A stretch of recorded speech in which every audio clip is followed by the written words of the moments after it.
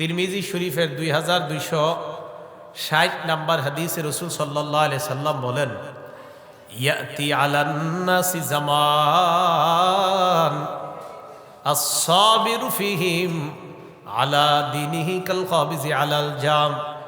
নবীজি বলেন, এমন একটা সময় আসবে যেই সময় হাতের মধ্যে জ্বলন্ত অঙ্গার মুষ্টিবদ্ধ করে রাখা ব্যক্তির মতো কষ্টকর হবে ঈমানের উপর অটল থাকা। তো এই জন্য ঈমানটা শিরিক মুক্ত হতে হবে। সূরা আনআমের ৮২ নম্বর আয়াতে আল্লাহ বলেন, আল্লাযীনা আমানু ওয়া লাম ইয়ালবিসু ঈমানাহুম বিযুলমিন উলাইকা লাহুমুল আমনু ওয়া হুম মুহতাদুন। যারা ঈমান এনেছে এবং যারা ঈমানের সাথে শিরিক মিশ্রিত করে নাই, জোরে বলেন আমার সাথে, কি মিশ্রিত করে নাই? আরো জোরে বলেন, কি? শিরিক। শিরিক চিনেননি? কারে কয়? মসজিদে কি দেন আপনারা? নামাজে সেজদা। মাজারেও সেজদা দিলে শিরিক। মাজারে সেজদা দিলে কি হয়? মানুষের পায়ে সেজদা দিলে, বলেন আমার সাথে, মানুষকে বলেন, মানুষের কবরকে সেজদা দেওয়া শিরিক। পীরকে, পীরের কবরকে, আলেমকে, আলেমের কবরকে, শাইখুল হাদিসকে, শাইখুল হাদিসের কবরকে, আব্বাকে, আব্বার কবরকে, আম্মাকে, আম্মার কবরকে, রসুলকে, রসুলের কবরকে সেজদা দেওয়া শিরিক। কি বললাম? হ্যাঁ, শিরিক। সেজদা দেওয়া যাবে না। ইবনে মাজা কিতাবের নাম, 1853 নম্বর হাদিসের বর্ণনা। লাম্মা কদিমা মুআযুম মিনাশ শাম, মুআয ইবনে জাবাল রাদিয়াল্লাহু তাআলা আন যখন শাম দেশ থেকে আসলেন, সাজাদা লিন নবী সাল্লাল্লাহু আলাইহি ওয়াসাল্লাম, আল্লাহ রাসূলকে সিজদা দিয়ে দিয়েছে। নাউজুবিল্লাহ, নাউজুবিল্লাহ, জোরে বলেন। নবীজির এক সাহাবী শাম দেশ থেকে আইসা নবীজির সিজদা দিয়ে দিয়েছে। নবীজি বললেন, মা হাযা ইয়া মুআয, মুআয তুমি এটা কি করলা? এটা তুমি কি করলা? মুআয ইবনে জাবাল জবাব দেয়, আতাইতু শাম, আমি শাম দেশে গেলাম, ফাওয়াফাকতুহুম ইয়াসজুদুনা লি আসাকিফাতিহিম ওয়া বাতারিকাতিহিম, আমি দেখলাম তারা তাদের ধর্মীয় নেতাকে সিজদা দেয়, তারা তাদের রাজনৈতিক নেতাকে সিজদা দেয়।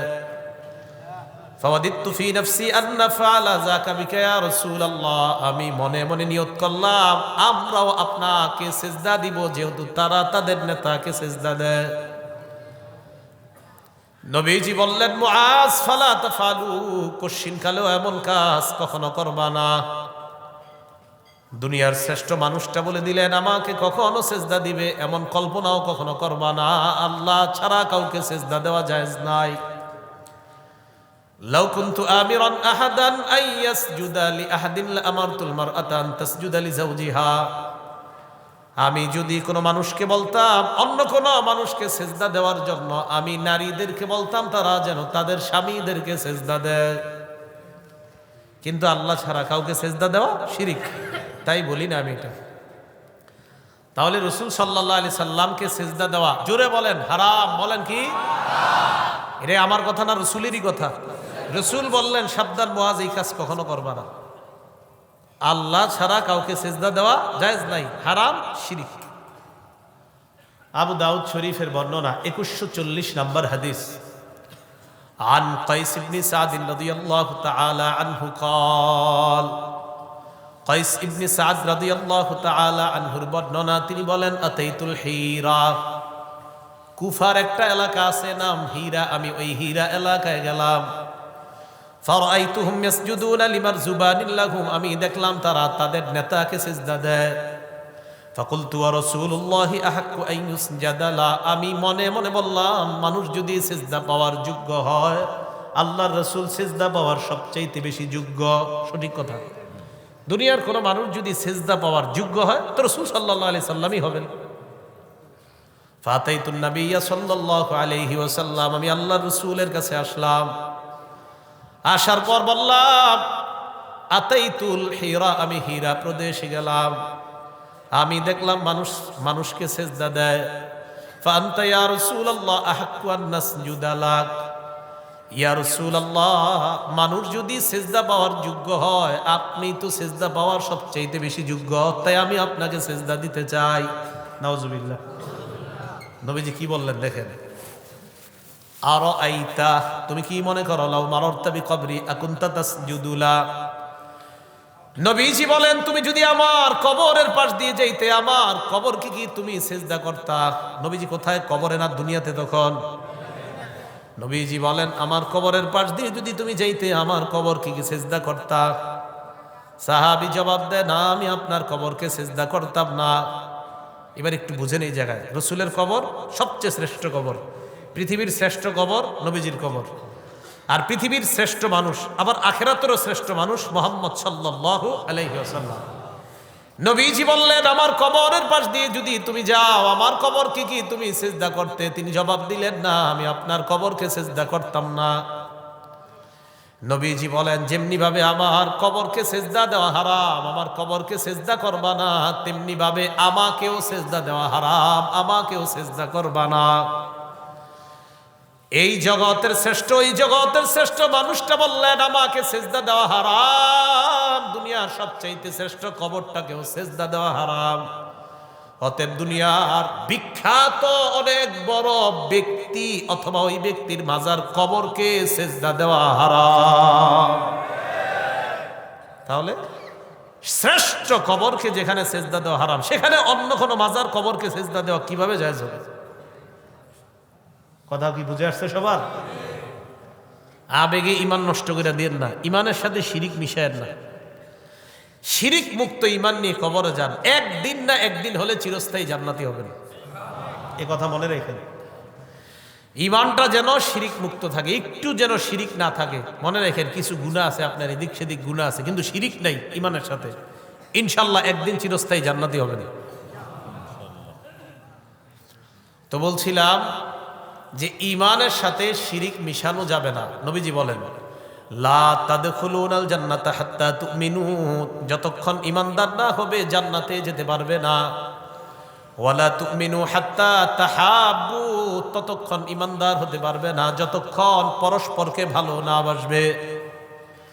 নবীজি বলেন, আওয়ালা আদুল্লুকুম আলা শাইইন ইযা ফাআলতুমুহু তাহাবাবতুম, আমি কি এমন একটা আমল কথা বলবো না যে আমলটা করলে তোমাদের পরস্পরের মাঝে মোহাব্বত সৃষ্টি হবে? আফশুস সালাম বাইনাকুম, আপসের মধ্যে সালাম দাও। আপসের মধ্যে যদি সালাম দাও, পরস্পর মোহাব্বত পয়দা হবে। মোহাব্বত যদি হয়, ইমানদার হয়ে যাবা, আর ইমানদার যদি হও, জান্নাতের মেহমান হয়ে যাবা। তাহলে দেখেন, জান্নাত, ইমান, মোহাব্বত। নবীজি বলেন, মোহাব্বত পরিপূর্ণ হলে পরিপূর্ণ ইমানদার হবা, পরিপূর্ণ ইমানদার হলে জান্নাতি হয়ে যাবা। শত্রুকেও সালাম দিবেন বেশি বেশি। আসসালামু আলাইকুম যদি শত্রুকে বলেন, মানে ও শত্রু, তোমার উপর শান্তি বর্ষিত হোক, ঠিক না? আসসালামু আলাইকুম। কোন শত্রুকে যদি সালাম দেন, তো তার উপরে কি বলতেছেন? তোমার উপর শান্তি বর্ষিত হোক। একদিন, 2 দিন, 3 দিন সালাম দেন, চতুর্থ দিন আপনার শত্রু আপনাকে আসসালামু আলাইকুম বলবে, বোঝা যাচ্ছে শত্রু বন্ধু হয়ে যাচ্ছে। তো রাসূল সাল্লাল্লাহু আলাইহি সাল্লাম বলেন, আপোষে মোহাব্বত হলে ইমান বাড়বে, ইমান বাড়লে জান্নাতি হবে। আর আপোষে মোহাব্বতের উপায় হলো সালাম দেওয়া। বলেন, আপোষে মোহাব্বতের উপায়? আল্লাহ আমল করার তৌফিক দান করেন। বেশি বেশি জন এই আমলটা করতে পারে, আল্লাহ তৌফিক দান করেন। তিরমিজি শরীফের 2698 নম্বর হাদিসের বর্ণনা।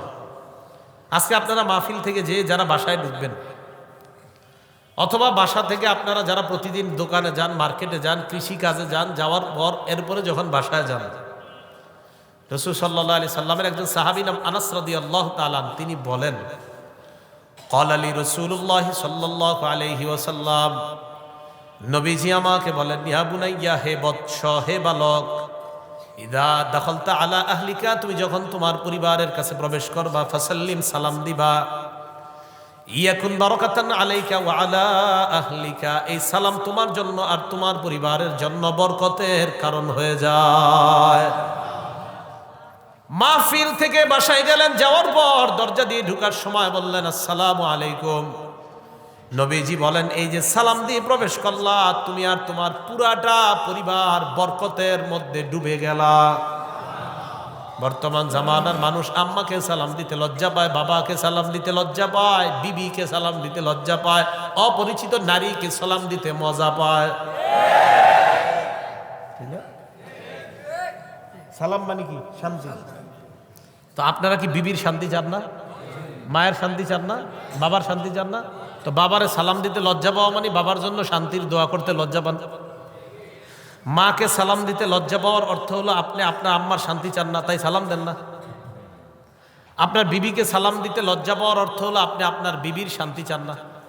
আপনি যখন আপনার বিবিকে বলবেন আসসালামু আলাইকুম, এর অর্থ হলো আপনি আপনার বিবির জন্য শান্তির দোয়া করলেন। আপনি যখন আপনার আম্মাকে সালাম দিয়ে প্রবেশ করলেন, এর অর্থ হলো আপনার আম্মার জন্য শান্তির দোয়া করলেন।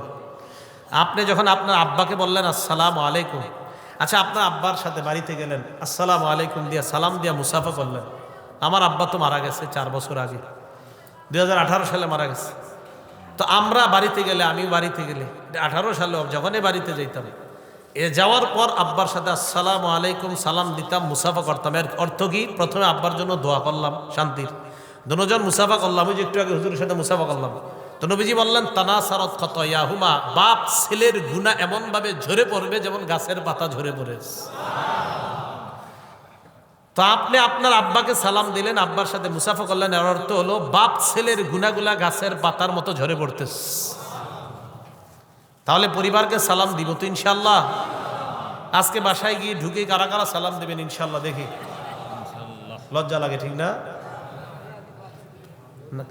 চিন্তা করেন, ইসলাম, আমরা মুসলমান, পরিবারকে সালাম দিব এটাতে লজ্জা পাই আমরা। আল্লাহ আমল করার তৌফিক দান করেন। আবু দাউদ শরীফের বর্ণনা 5197 নম্বর হাদিস।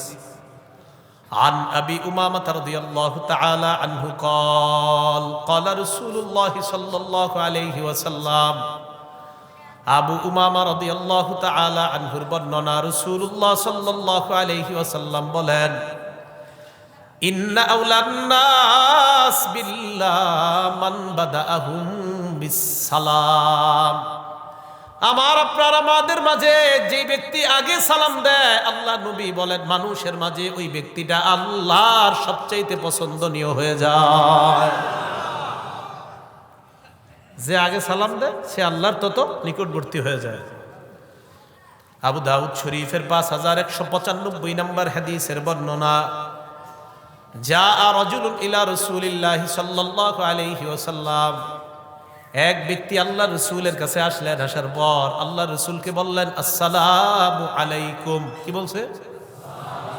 বাস শেষ, একটু কি ফারাদ্দা আলাইহিস সালাম, নবীজি সালামের জবাব নিলেন। শিখার আছে একটা বিষয় জায়গায়, মন দিয়ে শুনেন। কি বলছে যিনি আসছে? বাস একটু কি, কিন্তু আর কিছু বলে নাই। ফারাদ্দা আলাইহিস সালাম, নবী সালামের জবাব নিলেন। সুম্মা জালাসা, সালামের জবাব নেওয়ার পর লোকটা বসে গেছেন। নবীজি বললেন আশারুন, 10। কি বললেন? মানে তার 10 নাকি। সুম্মা জা, আবার আরেকজন আসছে। আসার পর বলছে আসসালামু আলাইকুম ওয়া রাহমাতুল্লাহ। বলেন তো আপনারা দ্বিতীয় জন যিনি আসছেন তিনি কি বাড়াইছে? এই মাশাআল্লাহ। ফারাদ্দা আলাইহিস সালাম, নবী সালামের জবাব নিলেন। সুম্মা জালাসা, লোকটা বসে গেলেন। আল্লাহর নবী বললেন 20। কি বললেন? 20। সুম্মা জা আখার, আরেকজন আসছে। আসার পর আল্লাহ রাসূলকে বললেন আসসালামু আলাইকুম ওয়া রাহমাতুল্লাহি ওয়া বারাকাতুহু। এবার কি বাড়াইছে? ফারাদ্দা আলাইহিস সালাম, নবীজি সালামের জবাব নিলেন। সুম্মা জালাসা, লোকটা বসে যায়। নবীজি বললেন 30। তাহলে এবার আমি বলি, আপনারা বলবেন আসসালামু আলাইকুম কত? আসসালামু আলাইকুম ওয়া রাহমাতুল্লাহ, আসসালামু আলাইকুম ওয়া রাহমাতুল্লাহি ওয়া বারাকাতুহু। তাহলে আসসালামু আলাইকুম ওয়া রাহমাতুল্লাহি ওয়া বারাকাতুহু পুরাটা যদি বলেন 30টা নেকি পাবেন। আসসালামু আলাইকুম বললে 10, আসসালামু আলাইকুম ওয়া রাহমাতুল্লাহ 20, আসসালামু আলাইকুম ওয়া রাহমাতুল্লাহি ওয়া বারাকাতুহু 30। আবু দাউদ শরীফের 5196 নম্বর হাদিসের বর্ণনা। আরেক ব্যক্তি নবীর কাছে আসছে। আসার পর আল্লাহ রসুলকে বললেন, আসসালামু আলাইকুম ওয়া রাহমাতুল্লাহি ওয়া বারাকাতুহু ওয়া মাগফিরাতুহু। কি বাড়াইছে? হ্যাঁ, ফারাদ্দা আলাইহিস সালাম, নবী সালামের জবাব নিলেন, ওই লোকটা বসে যায়। আল্লাহ নবী বললেন, আরবাউনা, 40। কত? সালামের নেকি 40 পর্যন্ত হাদিসে পাওয়া যায়। কত পর্যন্ত? হ্যাঁ, এতটুকুই পাওয়া যায়। তো রসুল সাল্লাল্লাহু আলাইহি সাল্লাম আসসালামু আলাইকুমের ফজিলত বলে দিলেন, ওয়া রাহমাতুল্লাহ বাড়ানোর ফজিলত বললেন, ওয়া বারাকাতু বাড়ানোর ফজিলত বললেন, ওয়া মাগফিরাতুহু বাড়ানোর ফজিলত বললেন। আল্লাহ আমল করার তৌফিক দান করেন। তাহলে একজন আরেকজনকে সালাম দিব তো ইনশাআল্লাহ? এক মুসলমানের জন্য আরেক মুসলমানের কয়টা হক? এক নাম্বার কি দেওয়া? তো এটা তো সালাম দেওয়া। উনি যদি আমার সালাম দেয়, সালামের জবাব দেওয়া। সালাম দেওয়া এটা মুসলমানের হক পাইলাম, কিন্তু সালামের জবাব দেওয়া এটা কি হক নি? এটাও হক। এই দলিল আবার আছে বুখারী শরীফের 1240 নম্বর হাদিস। মুসলমানের জন্য মুসলমানের 6 হক, এটা আছে হলো মুসলিম শরীফের 2162 নম্বর হাদিস। আর সালাম দিলে সালামের জবাব দেওয়া এটাও হক, এটা আছে বুখারীর 1240 নম্বর হাদিস। সেখানে আছে হকুল মুসলিমি আলাল মুসলিমি খামসুন, এক মুসলমানের আরেক মুসলমানের জন্য হক 5টা। এর মধ্যে এক নাম্বার নবী বলেন রদ্দুস সালাম, সালামের জবাব দেওয়া এটা মুসলমানের হক। তাহলে মুসলিম শরীফের হাদিস থেকে জানলাম সালাম দেওয়া হক, বুখারীর হাদিস থেকে জানলাম সালামের জবাব দেওয়াটাও হক। না আপনারা বয়ান শুনে আবার চিন্তা করেন, হুজুর শুধু সালামের জবাব দিব যেহেতু এটাই হক, শুধু সালাম দিব এটাই যেহেতু হক, বাস আজকে থেকে আমল করবো, সালামের জবাব আর দিব না, কারণ সালামের জবাব দেওয়া কি হক নেই। তাহলে আজকে কিন্তু আমরা এই কথা বলার আর সুযোগ নাই। মুসলিম শরীফের হাদিসে জানছি সালাম দেওয়া হক, আর বুখারীর হাদিসে জানছি সালাম নেওয়া হক। কি ভাই মনে থাকবে তো? তাহলে সালাম দেওয়া হক আর সালামের জবাব দেওয়া হক। তাই সালাম দেওয়া এটা মুসলিম শরীফ থেকে জানলাম, আর সালামের জবাব দেওয়া বুখারী থেকে জানলাম। তাহলে 6 হকের প্রথম হক সালাম দেওয়া। আবার এটাও জানা নিছি বুখারী শরীফ থেকে সালামের জবাব দেওয়াটাও হক। হক নাম্বার 2, ওয়া ইজা দাআকা ফাজিবহু, তোমাকে যদি কোনো মুসলমান দাওয়াত দেয় তার দাওয়াত কবুল করে নাও। তবে বলেন, এই যুগে বুঝে শুনে দাওয়াত নিতে হবে। আপনি এক জায়গায় দাওয়াত দিতে গিয়ে দেখলেন এখানে গান বাদ্য সারাক্ষণ, খুব গুনাহের পরিবেশে গেলেন। কি পরিবেশে? গুনাহের, যেখানে সারাক্ষণ গুনাহ। তো বাছাই করে যাচাই করে আপনি তখন যাবেন, তার আহ্বানে আপনি সাড়া দিবেন। হ্যাঁ, আর কোনো উজুর যদি আপনার থাকে সেটা পেশ করবেন। এটা হলো 2 নাম্বার। 3 নাম্বারটা মন দিয়ে শোনেন, ওয়া ইদাস্তানসাহাকা ফানসাহলাহ, কোনো মুসলমান যদি তোমার কাছে উপদেশ চায় তাকে তুমি উপদেশ দাও। কোনো মুসলমান যদি তোমার কাছে কল্যাণ কামনা করে তুমি তার কল্যাণকামী হও। আবার বলছি, কোনো মুসলমান তোমার কাছে যদি কল্যাণ কামনা করে তুমি তার কল্যাণকামী হও। সূরা আরাফ 60, 61, 62, সূরা আরাফ 66, 67, 68, সূরা আরাফ 79, সূরা আরাফ 93। এই 4 জায়গায় আল্লাহ 4 নবীর আলোচনা করেছেন। মন দিয়ে শোনেন। সূরা আরাফের 60, 61, 62 নাম্বার আয়াতে নূহ আলাইহিস সালাতু ওয়াস সালামের ব্যাপারে আল্লাহ বলেন, ক্বালাল মালাউ মিন কওমিহি ইন্না লানারাকা ফি দালালিম মুবিন। নূহ নবীর সম্প্রদায়ের নেতারা নূহ নবীকে বলে, নূহ আমরা তোমাকে স্পষ্ট পথভ্রষ্টতার মধ্যে দেখতে পাচ্ছি। বলেন নাউজুবিল্লাহ। নবীরে উম্মত কয়, ও নবী নূহ তুমি পথভ্রষ্টতার মধ্যে আছো। উম্মত কয় নবীরে। নূহ নবী জবাব দিলেন, ইয়া কওমি লাইসা বি দালালা, উম্মত আমার মধ্যে কোনো পথভ্রষ্টতা নাই। ওয়ালাকিন্নী রাসূলুম মির রাব্বিল আলামিন, আমি বিশ্ব জগতের রবের পক্ষ থেকে একজন প্রেরিত পয়গম্বর। পরে কি কয় দেখেন, বাল্লিগুকুম রিসালাতি রাব্বি, আমি তোমাদের কাছে আমার রবের দায়িত্ব সমূহ পৌঁছায় দেই। ওয়া আনসাহু লাকুম, আমি তোমাদের কল্যাণ কামনা করি। সুবহানাল্লাহ। নবী উম্মতকে বলতেছে আমি তোমাদের কল্যাণ কামনা করি। এটা কথা মনে রাখেন, উলামায়ে কেরাম আপনাদের কল্যাণ কামনা করে। আলেমরা, খতিবরা, ইমামরা, ওনারা সবাই আপনাদের কল্যাণকামী হয়ে ওনারা মিম্বরে বসে, স্টেজে বসে আপনাদেরকে এমন এমন কথাগুলা বলে যেই কথাগুলা যেন আপনাদের জীবন পরিবর্তন হয়ে যায়। এগুলা কেন বলে? যেন আপনাদের কল্যাণকামী হয়। কারণ আপনারা কল্যাণ কামনা করছেন আমাদের কাছে। যেমন আজকে যাদেরকে দাওয়াত দিয়েছেন আপনারা, এর মানে হলো হুজুর আপনারা আসেন, আমরা আপনাদের কাছে কল্যাণ কামনা করি যেন আপনারা আমাদের কল্যাণকামী হন। তো ওনারা এসে আপনাদের কল্যাণকামী হয়ে কিছু কথা বলে, এই কথাগুলো আপনারা গ্রহণ করেন। তো নূহ নবী বলতেছে, উম্মত আমার মাঝে পথভ্রষ্টতা নাই, আমি তোমাদের কল্যাণকামী, আমি তোমাদেরকে কল্যাণ কামনা করি, তোমাদেরকে উপদেশ দিই। এটা গেল নূহ নবীর ব্যাপারে। সূরা আরফের 66, 67, 68 নাম্বার আয়াত হলো হুদ নবীর ব্যাপারে। হুদ নবীর জাতি হুদ আলাইহিস সালাতু ওয়াস সালামকে কি বলে দেখেন, ক্বালাল মালাউল্লাযীনা কাফারু মিন কওমিহি ইন্না লানারাকা ফি সাফাহাতিন ওয়া ইন্না লানাযুন্নুকা মিনাল কাযিবিন। হে হুদ পয়গম্বর, আমরা দেখি তুমি নির্বুদ্ধিতার মধ্যে আছো। উম্মত নবীরে কয় নবী নাকি নির্বুদ্ধিতায় আছে। আর কি কয় দেখেন, ওয়া ইন্না লানাযুন্নুকা মিনাল কাযিবিন, আমরা তোমাকে মিথ্যাবাদী মনে করি। উম্মত নবীরে কয়, উম্মত নবীরে কয় আমরা তোমাকে কি মনে করি, মিথ্যাবাদী। হুদ আলাইহিস সালাতু ওয়াস সালাম জবাব দেয়, ক্বালা ইয়া কওমি লাইসা বি সাফাহা, ও উম্মত আমার মাঝে কোনো নির্বুদ্ধিতা নাই, ওয়ালাকিন্নী রাসূলুম মির রাব্বিল আলামিন, আমি বিশ্বজগতের পক্ষ থেকে একজন রাসূল। উবাল্লিগুকুম রিসালাতি রাব্বি, আমি আমার রবের দায়িত্ব তোমাদের কাছে পৌঁছায় দেই। ওয়া আনা লাকুম নাসিহুন আমিন, আমি তোমাদের জন্য একজন বিশ্বস্ত উপদেশ দাতা, আমি তোমাদের জন্য বিশ্বস্ত উপদেশ দাতা। তাহলে হুদ নবীও বলে আমি তোমাদের কল্যাণকামী, নূহ নবীও বললেন আমি তোমাদের কল্যাণকামী।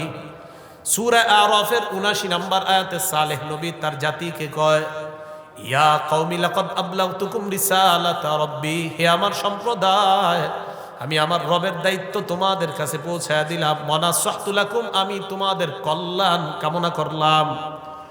নূহ নবী বললেন আমি তোমাদের কল্যাণ কামনা করি, হুদ নবী বললেন আমি তোমাদের কল্যাণকামী, সালেহ নবী বললেন আমি তোমাদের কল্যাণ কামনা করলাম।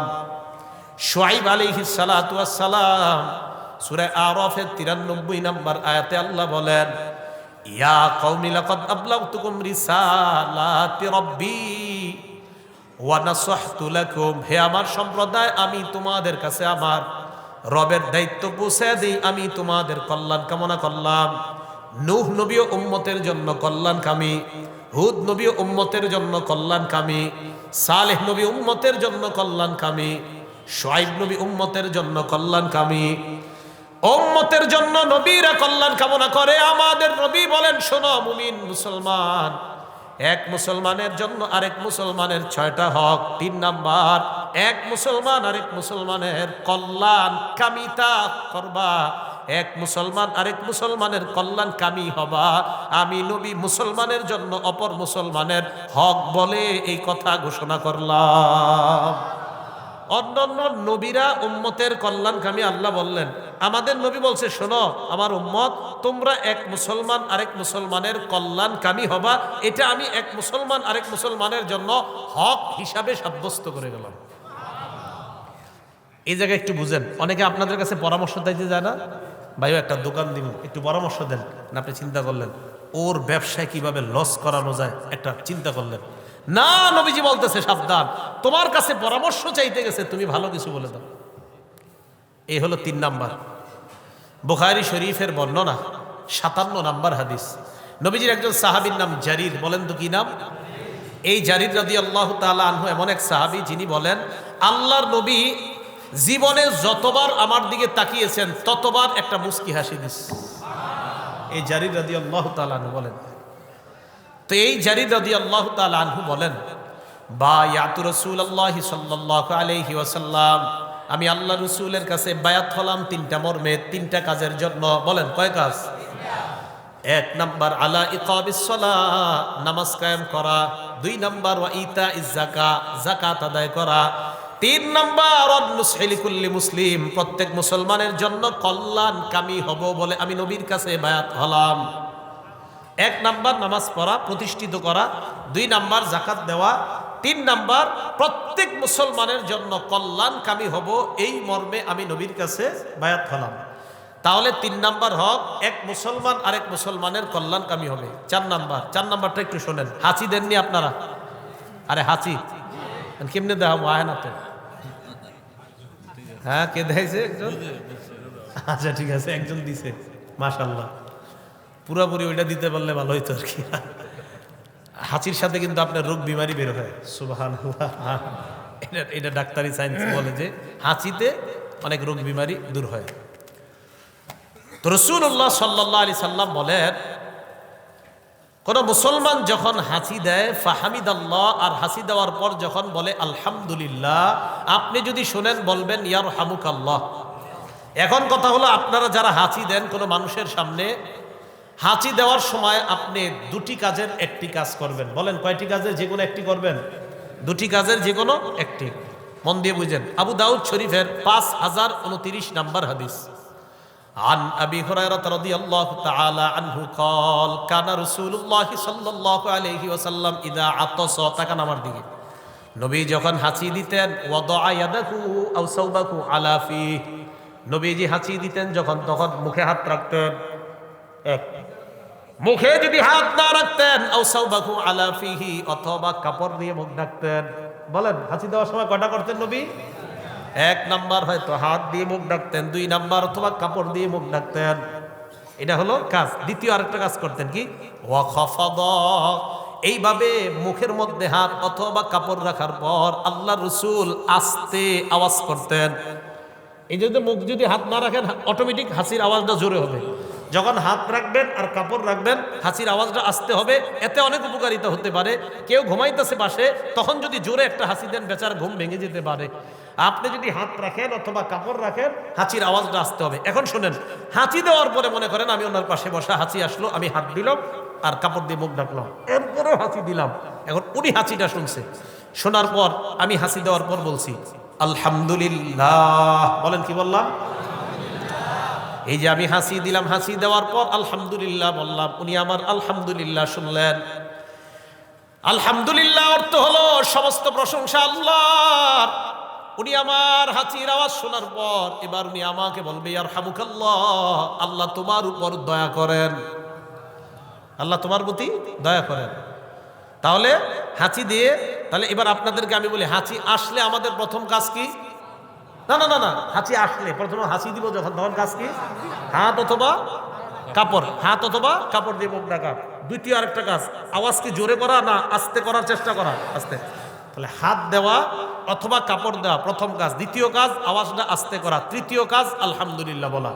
তাহলে হাঁচি আসলে প্রথম কাজ মুখে হাত দেওয়া অথবা কাপড় দেওয়া, দ্বিতীয় কাজ আওয়াজটা আস্তে করা, তৃতীয় কাজ আলহামদুলিল্লাহ বলা। এবার পাশের জন যদি আমার এই আলহামদুলিল্লাহ শুনে নেয়, উনি আমাকে ফাসাম্মিতহু, উনি বলবে ইয়ারহামুকাল্লাহ, তোমার উপর আল্লাহ দয়া করেন। মনে থাকবে তো ইনশাআল্লাহ? এটা গেল আপনার 4 নাম্বার হক। 5 নাম্বারটা একটু শোনেন। ওয়াইজা মারিদা ফাউদুহু, কোন মুসলমান যখন অসুস্থ হয় তাকে দেখতে যাও। এই আমল করেননি? ফজিলত শোনার পরে তো আপনারা হয়রান হয়ে যাবেন, এটার কি ফজিলত। মুসলিম শরীফের 2568 নম্বর হাদিসের বর্ণনা, নবীজি বলেন ইন্নাল মুসলিমা ইযা আদা আখাহুল মুসলিমা, কোন মুসলমান যদি তার মুসলমান ভাইকে দেখতে যায়, কোন মুসলমান যদি তার অসুস্থ মুসলমান ভাইকে দেখতে যায়, কোন মুসলমান যদি তার অসুস্থ মুসলমান ভাইকে দেখতে যায়, এটা এলাকার নাম কি? বিষ্ণন্দী থেকে আপনি গেছেন, পাশের একটা এলাকার নাম কোন? মানিকপুর। আচ্ছা মানিকপুর, এই বিষ্ণন্দী থেকে মানিকপুর গেছেন এক মুসলমান অসুস্থ, তাকে দেখতে। খুব বুঝেন, নবীজি বলেন কোন মুসলমান যখন অন্য কোন মুসলমান অসুস্থ মুসলমানকে দেখতে যায়, দেখতে যাওয়ার পর আল্লাহ রাসূল বলেন লাম ইয়াজাল ফি খুরফাতিল জান্নাহ হাত্তা ইয়ারজিআ, ওই মুসলমান, আপনি মানিকপুর গেলেন, এই মানিকপুর থেকে বিষ্ণন্দী আসার আগ পর্যন্ত আপনি জান্নাতের ফল আহরণ পারার মধ্যে ব্যস্ত থাকেন। মানিকপুর গেছেন, ওখান থেকে আসছেন, এর মাঝে আপনি এই যে অসুস্থ ব্যক্তিরে দেখতে গেলেন, মানে জান্নাতের ফলগুলো একের পর এক পারতেছেন আপনি। তো অসুস্থ ব্যক্তি দেখতে যাবেন নি? না যায় না, মালটা আর কমলা নিতে হইব, কিনলে যাবেন, ঠিক না? এই আমলগুলো কইরেন, এগুলো মুসলমানদের আমল। কি করবে? ভাই বললে দেখতে যান, অসুস্থ বললে, আপনজনকে দেখতে যান। ইসলাম আমরা পালন না করলে কে করবে বলেন? কত দূর থেকে অনেক মানুষ আজকে মাহফিলে আসছে, 1 মাইল দূরে ভাই বোনকে দেখতে যান না। সত্যি কথা না? অনেক দূর থেকে এখানে মানুষ আসছেন, কিন্তু আধা মাইল দূরে বোনকে দেখতে যাবেন, টেনশন করেন, হ্যাঁ আরো 3 ভাই আছে, হেরা যায় না, আমি যামুকা, এই এক অবস্থা আমাদের। আরে অন্যরা কি করে না করে, আপনার দায়িত্ব আপনি পালন করেন। তিরমিজি শরীফের একটা হাদিস শোনেন, এটা তো মুসলিম শরীফের হাদিস শুনলেন। তিরমিজি শরীফের হাদিসের মধ্যে আসছে 2008 নম্বর হাদিস। ক্বালা রাসূলুল্লাহ সাল্লাল্লাহু আলাইহি ওয়াসাল্লাম, নবীজি বলেন, মান আদা মারিযান আও যারা আখাল্লাহু ফিল্লাহ, কোন মুসলমান অন্য কোন মুসলমানকে যদি দেখতে যায়, আল্লাহকে খুশি করার জন্য যদি কোনো মুসলমান অন্য কোনো অসুস্থ ব্যক্তিকে দেখতে যায়, অথবা তার ভাইয়ের সাক্ষাতে যায়, আল্লাহকে খুশি করার জন্য যদি দেখতে যায়, কি করার জন্য? না দাহু মুনাদ, একজন আহ্বানকারী ওই মুসলমানরে ডাক দেয়। আপনাদের এই এলাকার এক অসুস্থ ব্যক্তিকে আপনি দেখতে গেলেন, যাওয়ার পর আপনাকে একজন ফেরেশতা ডাক দিয়ে বলে, তিবেতা, তুমি কল্যাণময় হয়ে গেছো। এরপর আপনাকে বলে ওয়াতাবা মামশাক, এই যে তুমি বিষ্ণন্দী থেকে মানিকপুর পর্যন্ত হেঁটে আসলা, তোমার হাঁটাটাও কল্যাণময়। আরেকটা কয় দেখেন, ওয়াতাবা ওয়াতামিনাল জান্নাতি নুজুলা, ও মুসলমান, জান্নাতের মধ্যে তো তুমি একটা ঘর বানায় ফেলছো। না বুঝেন নাই মনে হয়?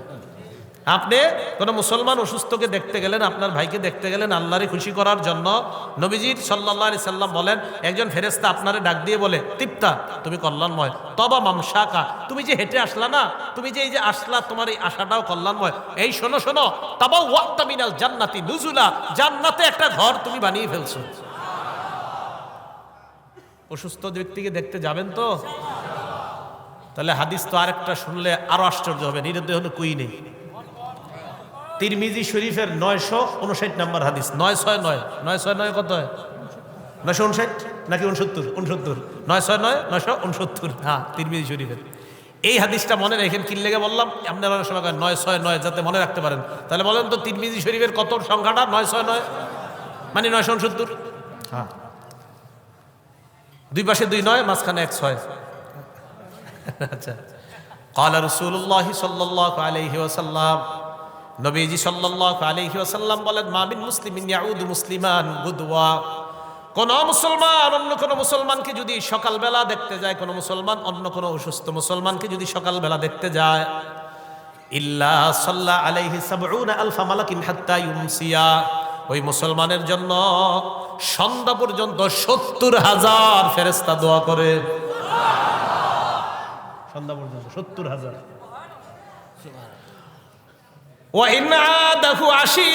আর আপনি যদি সন্ধ্যাবেলা কোন অসুস্থ মুসলমানকে দেখতে যান, ইল্লা সাল্লা আলাইহি ৭০,০০০ মালাকিন হাত্তা ইউসবিহা, সকাল পর্যন্ত ৭০,০০০ ফেরেশতা আপনার জন্য দোয়া করে।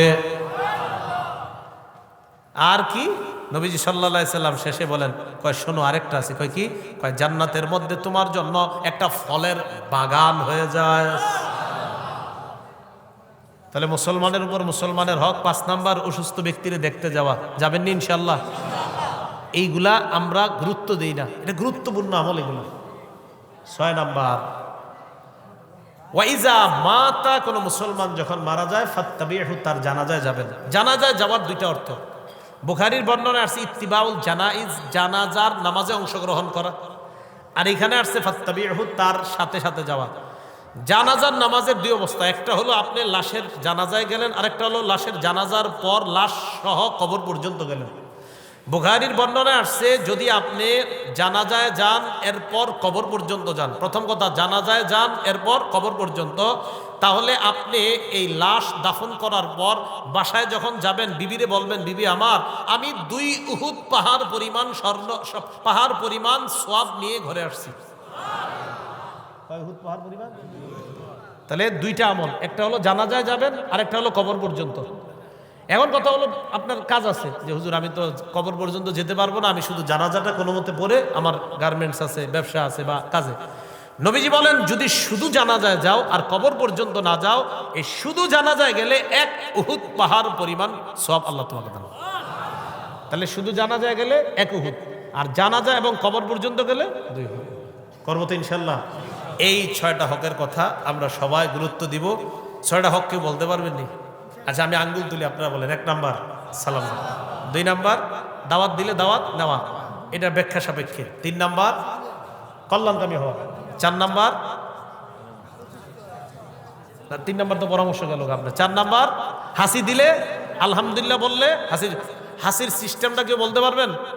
1 নাম্বার হাসি দিলে হাত বা কাপড়, 2 নাম্বার আওয়াজ আসতে, 3 নাম্বার আলহামদুলিল্লাহ বলা, পাশের জন শুনলে ইয়ারহামুকাল্লাহ বলা। আচ্ছা, 5 নাম্বার হক অসুস্থ ব্যক্তিকে দেখতে যাওয়া। 6 নাম্বার মনে থাকবে না ইনশাল্লাহ, আর না থাকলে ঘরে টানায় রাখবেন যেন আপনি ডেলি এই হকগুলো আদায়। কারণ এই হক তো আমার কাছে একটু বর্বর আসতে পারে, কারণ আমি মুসলমান। নবী বলছে শোনো তোমার উপর আরেক মুসলমানের 6টা হক আছে, তো এই 6 হক আমার মনে রাখতে হবে। আমাদের গ্রামের অমুকে মারা গেছে, আপনার উপর হক আসে, এই তোমার কাজ টাজ নাই তো জানা যায় হক। আল্লাহ আমাদের সকলকে এই 6টি হক আমাদের জীবনে যেন বাস্তবায়ন করতে পারি, আল্লাহ তৌফিক দান করেন।